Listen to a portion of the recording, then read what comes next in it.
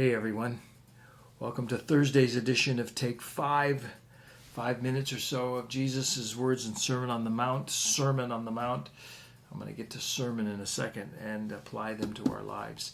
If you were to look around my office right now, you'd see books everywhere. About once every year or so, I sort of purge myself of books so that I have a little bit of space on my shelf so I can put new books on. So I take some off.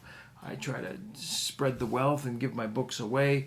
All that to say, I have a whole section of books on preaching. I used to teach preaching at seminary to young aspiring pastors and preachers. So I have a whole slew of books on preaching. And I had to come to a decision today.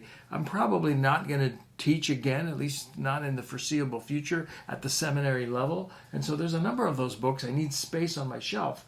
A number of those books that, I'll get rid of them. And so they're in the boxes to be gotten rid of.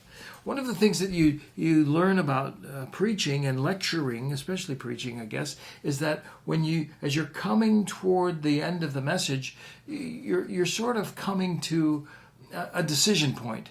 And sometimes the decision is a faith decision. Sometimes it's an action to be applied. Sometimes it's a belief to be believed, a thought, a change to be made. But you more than just information.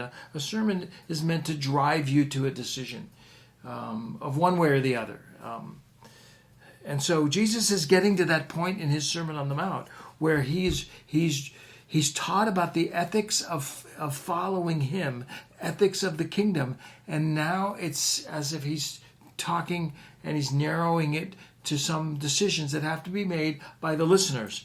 Now, if you remember at the beginning of the Sermon on the Mount, the listeners were his immediate followers. They went away from the crowd, and they were his immediate disciples.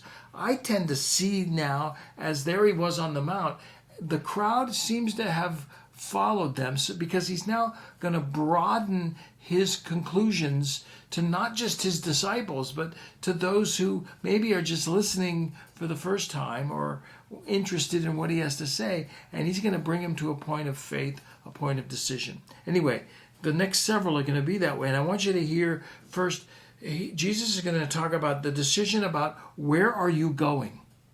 Where is your life going? And not a bad question to even ask yourself that question here on this Thursday. You've got to be careful of the choices that you make in where you are going. Wherever you're going, you're going to have to choose the entryway. You're going to have to choose the road that you are going. You're going to have to choose the companions that are going with you. And then you're going to have to choose your ultimate destiny. Now, whether it's you're going to the mall or you're going to visit some friends in Columbus, or where are you going with your whole life and the meaning and eternality of your life.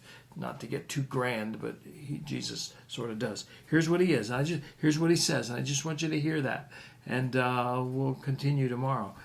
Entrance, which way are you going in? Which road are you going to take? What companions are going to go with you? And then finally, what's your destiny? Here we go. Enter the narrow gate. For the gate is wide and the way is easy that leads to destruction. Okay? Which gate are you going to go into? The narrow gate or the broad gate? A lot to be said about that. When it comes to spiritual truth, when it comes to Christ, the gate is narrow. It is Christ. There are a lot of other ideas and options and philosophies and religions out there, and some have some good things to say. But when it comes to eternal life, the entryway is narrow. Enter the gate that is narrow. That's the entrance. What about the road? The gate is wide and the way is easy that leads to destruction. Sometimes it's easier taking the easy way, right? Careful of that. Careful of that. I want to say we'll pick this up again tomorrow because I'm running out of time. Easy is the way that leads to destruction, and those who enter by it are many. Your companions. Do you want to go with the crowd of the many, or do you want to go with the few of the called? And then finally, what's the destiny? The gate is narrow and the way is hard that leads to life. What's your destiny? The way of Christ is narrow It's hard. Few find it, but it leads to life. Let me just end with that and pick it up tomorrow. Wherever you're going, you got to choose what gate, what's your entryway, what's your road, who are your companions, and finally, what's your destiny. I'll see you tomorrow.